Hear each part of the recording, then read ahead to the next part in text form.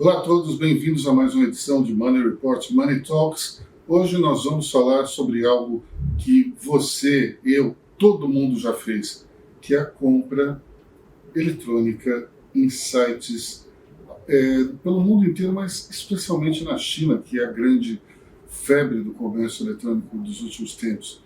Para falar sobre isso, pelo arcabouço, todas as novas regras, nós estamos aqui com aquele que conseguiu resolver todas as confusões que estavam travando esse mercado. Fábio Baracate. Obrigado, Luiz. CEO da Cinerlog.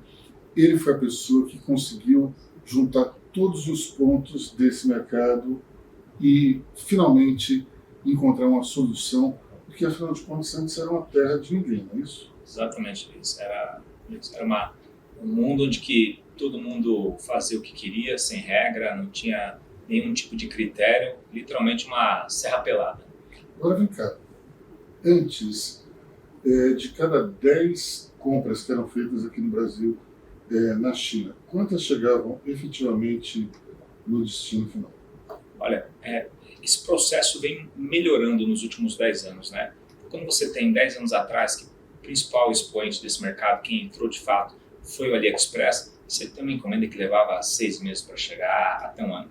Essa questão do prazo, ela foi reduzindo, mas você tinha um perdimento que chegava a 30%, 40% de perdimento, ou seja, de cargas que não chegavam no destino final, mas isso tem diminuído bastante. É até uma coisa, um paradoxo, né? Porque, na verdade, a redução do tempo está ligado também ao relaxamento da implementação das regras, ou seja, cara, não pode deixar volumar, deixa liberar a carga para não dar volume. Então, ou seja, na verdade isso é ruim, né? O fato de ter uma entrega rápida hoje quer dizer que tem carga, encomenda chegando sem pagar os seus impostos.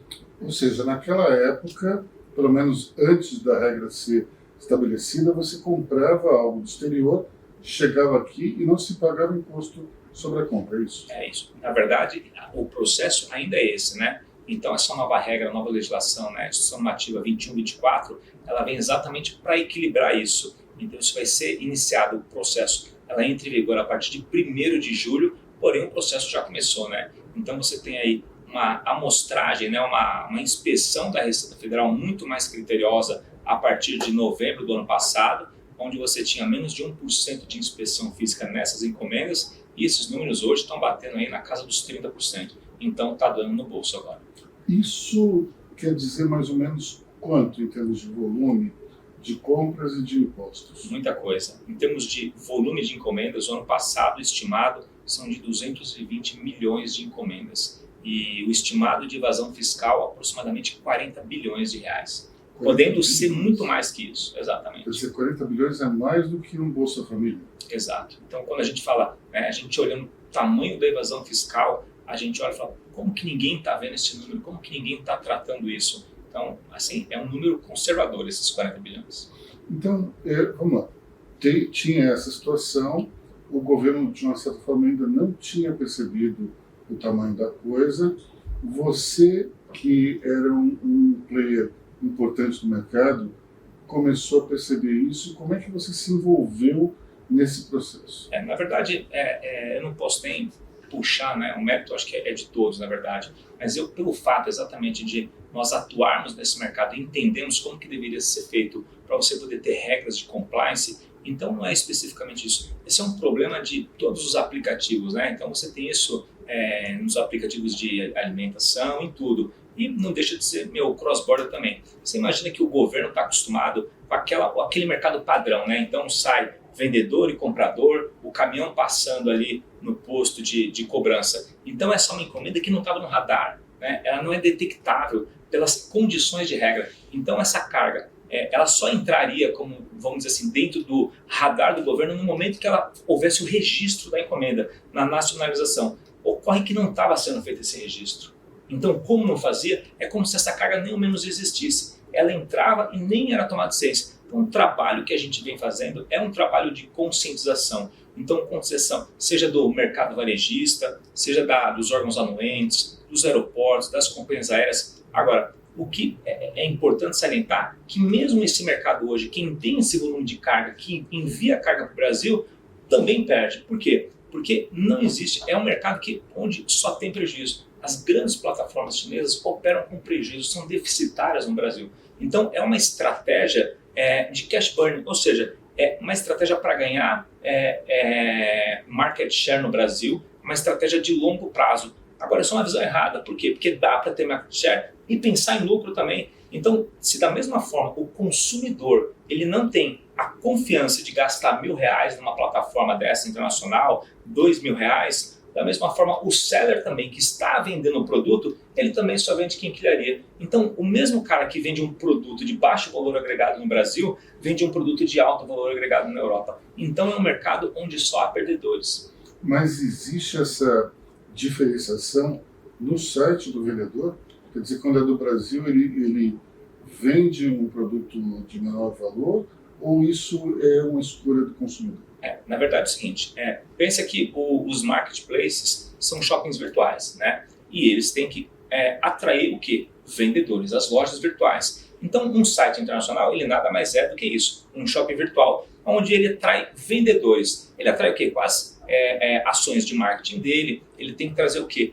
Convergir pessoas para o site dele. Enfim, no momento que ele fala, tem uma operação e opera em 200 países, aquele mesmo site que tem N sellers, ele pode ter práticas diferentes. Para o Brasil, ele decidir, para o Brasil eu não vendo produtos de alto valor agregado. Então, como o perfil do Brasil, seja pela questão do perdimento, seja pela questão da Receita Federal de travar carga, por todas essas barreiras, ele pode sim, e geralmente é o que faz, decidir não vender produtos de alto valor agregado. Se a gente tirar nós como exemplo, quantas vezes alguém aqui comprou um produto de R$2, R$3.000 ou confia comprar um produto de R$2, R$3.000 esperando que uma data seja uma data comemorativa ou alguma coisa do gênero, com a garantia e a certeza de que vai receber. Realmente não conheço muita gente. É muito difícil. Agora, quando é que foi que você juntou todos os pontos? Você estava me contando antes que foi convidado para uma reunião e nessa reunião você viu que só tinha um lado da operação. Conta aí para gente. Bom, tem um instituto chamado Procomex, é um instituto, uma aliança do comércio internacional, e eles criaram um grupo de trabalho para discutir exatamente as pautas das dificuldades, né, do processo de importação do comércio eletrônico.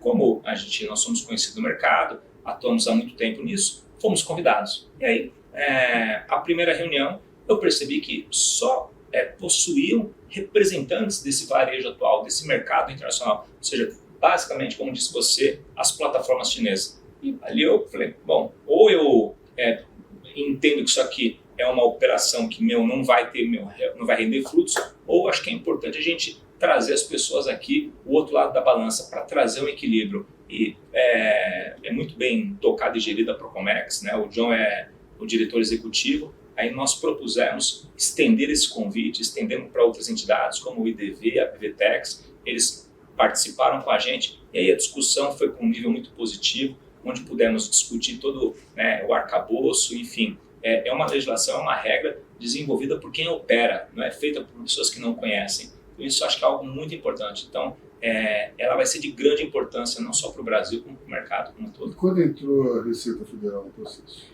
Ela estava, digamos assim, foi uma das coordenadoras, né? O processo foi, digamos assim, coordenado por ela. E no momento que concluiu todo esse estudo, esse rol de reuniões, de debates, ela pegou e, participando disso, foi lá e deu o veredito e coletou todos esses dados, esse fluxograma, todo esse processo que foi feito, né? É como se fosse assim, colocou todos os stakeholders da cadeia, o operador logístico, o correio, o aeroporto, o site, o vendedor, todo mundo. E cada um desenhou a sua etapa do fluxo operacional. E baseado nisso, nas deficiências do mercado, que foi construída, que foi escrita a 2124. E qual foi o papel do IDV, que é o Instituto de Desenvolvimento para o Varejo, dentro desse processo? Eles trouxeram players importantes que não estavam meio que à margem. Eles trouxeram a dor do mercado. A importância de ter a aplicação do compliance, né? A gente tem que pensar que as empresas, o varejo nacional, tem regras, gera impostos, pagam seus impostos trabalhistas, enfim, essas mesmas regras também têm que ser aplicadas aos sites internacionais. A gente não pode alegar que desconhece a legislação. Se você quer operar, se você quer trabalhar com o país, você tem que conhecer das regras locais. E dentro dessa lei que entra em vigor em junho, você falou? Julho. Isso. Quanto tempo até ela, de fato, ser implementada? Porque, até onde eu saiba, as regras da Receita, elas têm tranches de implementação. Vai ser de uma vez só.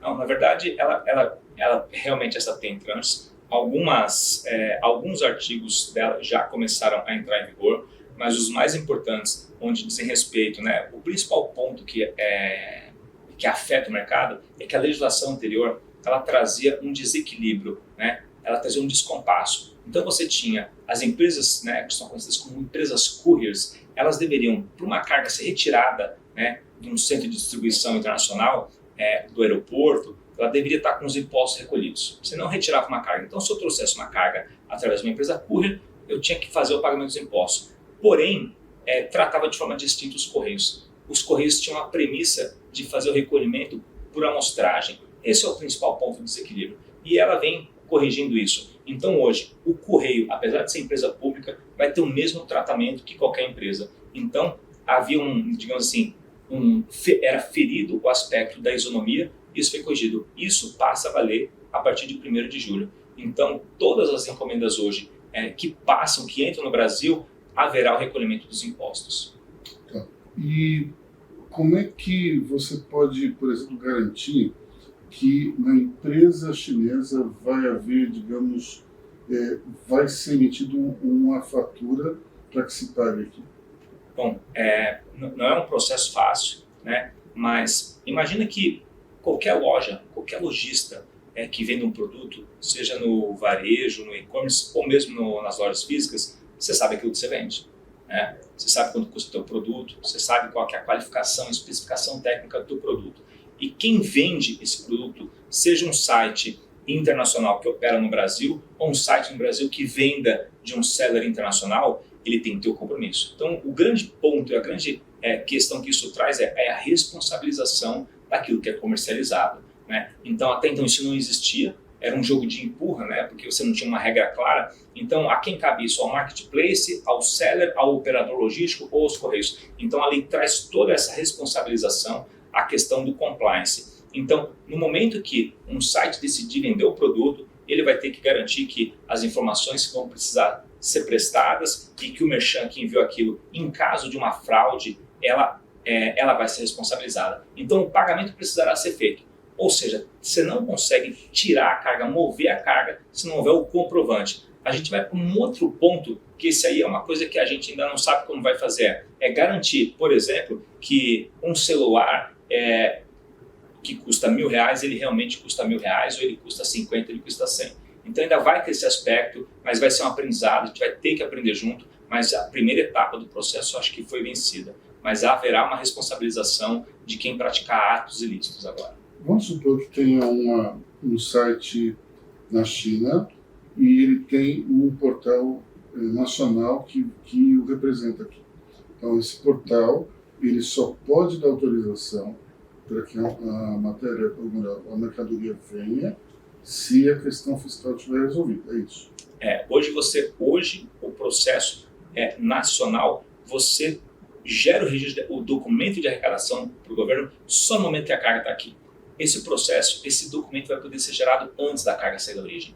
Então, na compra, no momento, imagina que o pacote já está lá, o produto já existe. O que não existe ainda é o consumidor, é o comprador. No momento que esse consumidor fizer a compra, vai gerar o pedido de envio dessa carga. E nessa compra já está implícito o pagamento do imposto. Já vai estar implícito o pagamento do imposto, já vai poder ser gerado o documento de arrecadação e ele vai poder pagar o imposto antes mesmo da carga sair da origem. Agora, e quando a pessoa compra diretamente num site estrangeiro que não tem um representante aqui no Brasil? Olha, aí, se ele faz uma operação dessa, geralmente o site que opera no Brasil, ele tem que ter contratos com empresas nacionais de last mile, então ele tem essa regra. Se ele não opera, ele vai ter que contratar uma operação courier. E operação courier já existe uma regra de pagamento de 100% dos impostos. Então, por exemplo, se eu quero comprar um produto de alto valor agregado, né, um aparelho de som, um home theater ou coisa do gênero, ele vai ter que procurar a empresa. Essa empresa vai fazer um trabalho e ela não vai enviar por correios, que é a grande porta de entrada dos problemas. Ela vai escolher provavelmente uma empresa courier. E aí, nesse caso, elas atendem às regras com muito mais exigência, com muito mais clareza do que uma operação postal. Por exemplo, todo mundo que clica no Instagram vê de vez em quando uns links, uns posts patrocinados com algumas bugigangas que devem ser vendidas pela China. Então, ali quando você vai e encomenda alguma coisa, por enquanto ainda não vem isso, mas eu acho que porque a regra não entrou em vigor. Isso. Ou seja, daqui para frente, quando você comprar, vai aparecer ali o valor líquido, já tem os impostos? Já vai ter que ser recolhido, vai ter a composição do preço final já vai ser com os impostos embutidos, que é o que acontece hoje. Ou seja, e muitas vezes a pessoa compra o produto, né, o consumidor, a gente não tem essa cultura, né? Nos Estados Unidos você compra um produto, a gente fala plus tax. Aqui é tudo embutido, a gente acha que às vezes até que nem paga nos impostos, né? Então, essa percepção o brasileiro não tem. Chega aqui a Receita, tributa e o cara fica sabendo, poxa, fui taxado, fui tributado, né? Então isso não vai acontecer. Então, vai estar na composição do preço do produto já. Mas isso vai estar claro, quer dizer, por exemplo, ultimamente você vai ao supermercado, tem lá o valor e embaixo está escrito tantos reais foram destinados ao pagamento de impostos. Isso vai acontecer também? Vai ter que acontecer isso, né? Esse é um trabalho agora de evangelização, então isso aqui é uma oportunidade da gente poder tratar desse tema, desse assunto. Então, está havendo muitos debates, né? Vai ter muita rodada ainda de conversas junto com a Receita Federal, vai ter muita consulta, está sendo feito para o Procomex, continua o trabalho dele, né, de dirimir essas dúvidas, como que faz, quem declara, quem paga, quem recolhe, né? Então isso está sendo construído agora junto. Agora, Fábio, explica para a nossa audiência aqui como é que você foi a pessoa que ajudou a desatar esse nó. O que faz a Cinerlog e qual é a tua atividade diária? Olha, eu acho que dizem aquela história, né? O diabo é perigoso porque ele é velho, né? É porque ele é o diabo. Então, a gente está há 12 anos nesse mercado, conhece muito, rodeia o mundo inteiro tentando entender as operações de comércio eletrônico, como é que funcionava o arcabouço, a questão aduaneira do mundo inteiro. Então, isso deu uma expertise para a gente. Então, a gente entendeu que o nosso negócio, eu tive a visão de ver que o processo, o problema, ele não era logístico, ele era aduaneiro. E vale ressaltar, tá, que a nossa Receita Federal, a nossa aduana, ela é uma das mais preparadas hoje para isso. O Brasil, com essa regra agora, ele entra na dianteira desse processo. A discussão é global, o mundo inteiro está sofrendo por isso. Esse é um mercado hoje de $1 trilhão. Hoje o cross-border no mundo representa $1 trilhão. E existe meio que uma guerra, né, entre a Organização Mundial das Aduanas e a União Postal Universal. Então, a visão de qual prevalece? Eu acabei de voltar agora da Europa e essa discussão do que o correio pode enviar, se existe um de minimis, se não existe de minimis, se o correio tem um de minimis e as aduanas instituem que não. Então essa é uma guerra geral. A gente teve a oportunidade, eu tive, né, acho que dei um pouco de sorte de conhecer, acho que as pessoas certas e a gente poder começar ali desde o primórdio de quando realmente o cross-border começou a explodir 10 anos atrás. Então é uma questão de resiliência, de estar no lugar certo. A gente vem desenvolvendo ferramentas tecnológicas, né, que atendam o mercado. Então é importante a gente estar na ponta, né, conhecer realmente a dor, conhecer a dor do varejista, entender a operação logística, entender o armazém, ter esse conhecimento da Receita Federal. Então tudo isso acabou, né, que capacitou a Cinerlog, né, nos capacitou para poder assumir esse desafio e ter um protagonismo realmente que possa somar aí a nossa expertise ao mercado. Mas conta ao pessoal quais são as suas parcerias internacionais para você estar presente em tantos lugares no mundo. Olha, a gente tem, eu vou dizer da mais relevante agora, que para a gente foi realmente uma vitória. Essa questão toda do imposto, se paga, não paga. Hoje no Brasil a gente tem a nota fiscal eletrônica e que, olha como impulsionou o e-commerce depois que teve a implementação dela. A grande dificuldade é como garantir que aquele imposto ali, um documento realmente que tenha valor legal. Hoje você tem os varejistas nacionais, eles não vendem de um vendedor internacional. Por quê? Porque ele não tem um documento fiscal que ele possa justificar, que ele possa embasar o compliance dele para poder fazer uma remessa de recursos. Então nós tivemos uma parceria junto com a empresa, a maior empresa do mundo, a SGS, uma empresa que quase 100 mil funcionários, está presente em 120 países, e nós desenvolvemos uma invoice eletrônica cross-border. Então é uma invoice em blockchain. Então ela resolve grande parte do problema, se não a maior parte do problema, desde a evasão fiscal, a lavagem de dinheiro, você conseguir dar a garantia para o marketplace. Então no momento que a gente faz esse processo, a gente une toda a expertise da SGS, que é uma certificadora. Então ela vai certificar esse seller, gerando um ID para ele, garantindo desde a qualidade da produção daquele produto, identificando o produtor na origem, garantindo que ele é uma empresa real, que ela é uma empresa que está registrada dentro da Câmara de Comércio do seu país.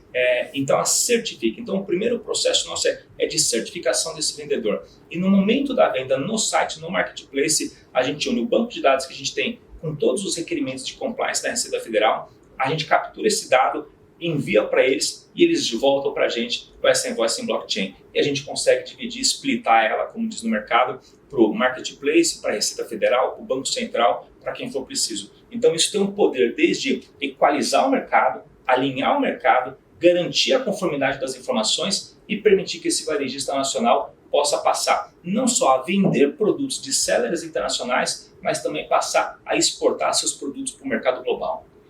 E como é que se faz, digamos, o crédito desses impostos? Você falou que tem um blockchain que vai dar um recibo ao consumidor, vai afirmar à Receita Federal que ele tem um dinheiro a receber e também vai falar com quem fizer o câmbio dessa importação, como é que é essa operação. Imagino também que para a empresa de logística. Perfeito. Quer dizer, é um arquivo que ele se divide em vários. Mas como é que se dá a compensação desse imposto? Ele vem pelo Banco Central e daí vai para a Receita? A Receita Federal gera o documento de arrecadação, né? E isso vai para o consumidor. Então você pode, a plataforma pode se responsabilizar pelo pagamento disso, né? Então hoje você tem mecanismos de meio de pagamento, gateways de pagamento. Você pode, no momento de checkout, splitar esse pagamento e aí você já tem questões tecnológicas e fazer ali concluir o pagamento do imposto e você devolve a guia para o consumidor por e-mail, já recolhida, o valor já pago. Porque o Correio já faz isso, né? Quando você faz uma importação via você Correio... tem que entrar no Minhas Importações e você tem que gerar hoje o documento de arrecadação. Mas no caso do Correio, se não me engano, ele só te cobra quando ele chegou aqui e ainda não foi entregue. Esse é exatamente o problema, e não deveria ser assim. Ou seja, a legislação ela diz que tem que pagar o imposto, e não que ele paga só se você for parar na amostragem. Esse é o grande problema. Então, 98% desse mercado, dos 220 milhões de pacotes, está na mão dos Correios. Só que o Correio tem menos de 1 e 2% de capacidade de fiscalização. Então, de todo o montante que entra pelos Correios, só aquele montante que é fiscalizado pela Receita Federal é tributado. Mas essa não é a regra da legislação. A legislação diz que todo produto oriundo do comércio eletrônico internacional que passou numa plataforma comercial, ou seja, que foi uma transação comercial, tem que se pagar o imposto. E se vier por uma plataforma tipo FedEx, DHL? São as empresas cujas. Eu não quis dizer o nome, mas essas são as empresas cujas. São as chamadas empresas cujas e ela, por legislação, desde o início, paga não só o imposto de importação, como também o ICMS. Perfeito. Então, o consumidor ele não precisa se preocupar com nada, porque ou ele vai pagar num pacote completo, ou então ele vai receber uma guia para poder pagar isso. No nosso caso da Synerlog, quando nós somos contratados para fazer uma operação, a gente cuida de toda a jornada do cliente, né? Então, seja pelo lado da plataforma ou seja pelo lado do consumidor. Então, o que a gente quer trazer? O quê? A experiência do cliente, a equidade do processo. Então, quando ele faz uma compra num site internacional, vai ser como se ele estivesse fazendo uma compra num site nacional. Ou seja, a gente vai garantir para ele o cumprimento de todas as obrigações. Então, você conseguiu equalizar o que as empresas nacionais pagam em termos de impostos e as internacionais também. Isso quer dizer que as nacionais podem se transformar em marketplace dessas internacionais? tem mais facilidade. Perfeitamente. E é exatamente isso que eu desejo, né? A gente tem um mercado cada vez mais competitivo. A indústria nacional, a gente sabe que o mercado, as dificuldades que nós temos, a ideia é dar competitividade para isso. Então, essa lei vai trazer um equilíbrio, você vai reduzir esse produto de baixo valor agregado que entra no país, essas empresas passam a recolher esses impostos. Eu falo que esses 40 bilhões de evasão fiscal poderiam ser chamados 40 bilhões de subsídios, né? Então, 40 bilhões que estão deixando de ser arrecadado, e aí quando a gente vê o frete grátis, não é tão grátis assim, e quem paga é toda a sociedade. Isso porque a gente não entrou pelo aspecto social, pelo aspecto de droga sintética tem entrado através desses canais, tem entrado armas, parte de armas tem entrado para isso. Então esse equilíbrio vai permitir o quê? Nesse momento agora é um momento muito importante, porque vai permitir que a indústria nacional entre nesse mercado. O mercado de cross-border cresce no mundo a 20% as taxas e no Brasil a 40%. Só que o mercado brasileiro ainda não entrou na festa, né? Você tem só as plataformas internacionais. O Brasil precisa entrar. Por quê? Porque o cross-border vai dar sortimento para essas marcas, né? O que é o sortimento? É você poder entrar no site, por exemplo, da Magalu e ver quantos modelos existem de blusa, né? No modelo convencional hoje, ele compra o produto, ele tem o produtor aqui dentro, ou ele faz uma importação formal, né? Uma importação B2B. Esse processo é longo, essa jornada é longa, chega a alguns casos que levam até um ano. Isso permite para ele, cross-border, ele poder expandir o portfólio dele para dezenas de vezes mais, sem ter que investir recursos próprios nesse produto. Ele só precisa conhecer quem que é o mercado dele e saber selecionar quem que é o fornecedor dele. Por quê? Porque o pagamento desse produto se dá no momento da compra. Então ele precisa ter um canal de venda. Se ele tem um canal de venda e conhece um fornecedor internacional, ele pluga todo esse catálogo e ele passa a vender esse catálogo. Aí ele passa a receber o quê? A margem dele é o fee do marketplace. Então essa é a grande jogada. É permitir que eles passem a vender produtos do comércio eletrônico cross-border e até mesmo expandir suas operações internacionalmente, que é isso que o chinês descobriu e foi fazer, né? Passou a expandir aí. Então, quando você fala, a maior parte desses sites chineses, o que é? É simplesmente um site, não tem nem operação física. Obviamente que como estratégia, e o Brasil é um dos principais mercados do mundo cross-border, praticamente, então, por exemplo, falando de AliExpress. AliExpress hoje está em 200 países e o Brasil é o único país que possui sellers nacionais, né? O Brasil é foco e estratégia das principais marcas. Então, são duas coisas, pelo que entendi. Você tem, de um lado, empresas nacionais que podem servir de uma espécie de gateway para produtos estrangeiros através de um fornecedor e pagando impostos por conta da nova legislação. Mas, ao mesmo tempo, vamos supor, um produtor de cachaça pode vender para o exterior através também desses mecanismos. Tem um apelo muito grande para produtos do Brasil, né? Então, nossos biquínis, né? A gente está falando, você falou de cachaça, cafés especiais, chocolates especiais, né? Produtos como Natura, né? Tem um apelo. O mundo paga hoje produtos que tenham, né, uma consciência ambiental, né? Paga mais caro por isso. E aí você pega esse consumidor que tem todo um processo de venda, né, de ter ali a sua loja, o processo físico, você vai conectar ele no consumidor final direto, eliminando intermediários na cadeia e, obviamente, com margens muito melhores. Bom, então a gente tem um jogo de ganha-ganha, tanto para a indústria nacional, como também para o comércio aqui brasileiro. Exato, eu vejo isso como um grande fôlego para o varejo nacional. Bom, nós conversamos aqui com a maior autoridade em cross-border do Brasil, o Fábio Baracate, e que isso sirva de lição para todos que hoje estão comprando no exterior sem pagar impostos. Isso vai acabar, mas é por uma boa razão. Afinal de contas, a gente não pode, num país como o Brasil, poder dispor de 40 bilhões em impostos desperdiçados. Então, Fábio, muito obrigado. Obrigado mesmo.